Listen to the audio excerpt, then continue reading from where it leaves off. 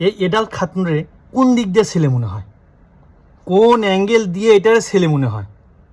ছেলে তো দূরের কথা, তার ওপর আবার এটা বাংলাদেশের স্মার্ট পুরুষ, সুদর্শন পুরুষ, মানে পুরুষের যে গুণ সেই জিনিসটার মধ্যে আছে।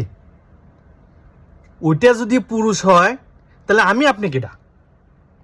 ওই যে মোশাররফ করিম ভাই, তার নাচ দেখে নিচে তাকায় মোবাইল চালাতে আছে, মানে তার শরম লাগছে।